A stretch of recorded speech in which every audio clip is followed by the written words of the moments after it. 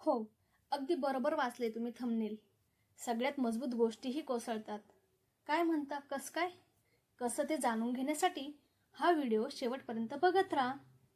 रौद्र वादळाने statue of लिबर्टीची प्रतिकृती ही कोसळली.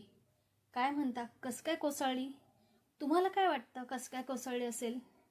खरं तर तिचा पाय ढासळला असेल, किंवा ते वादळ तिच्यापेक्षा जास्त ताकदवान झालं असेल, किंवा त्या वादळाला तोंड देऊन ती प्रतिकृती थकली असेल.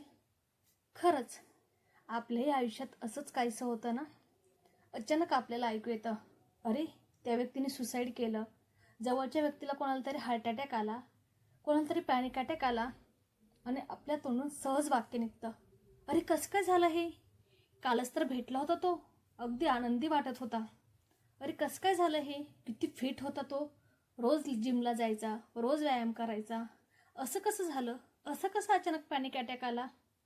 खरंच या फिटनेसच्या मागे, या हसतमुख चेहऱ्यांच्या मागे ती व्यक्ती वादळाशी किती झुंज देते याची आपल्याला पुसटशी कल्पनाही नसते. मात्र ती व्यक्ती आतल्या वादळाशी झुंज देत असते. जेव्हा आतली शांतता संपते, प्रश्न खूप होता आणि उत्तरं संपता. न भरलेल्या जखमा ह्या वाढतच जाता आणि त्या तशाच राहतात. मानसिक खच्चीकरण होतं आणि जिवंत राहण्याचं एकही उत्तर सापडत नाही.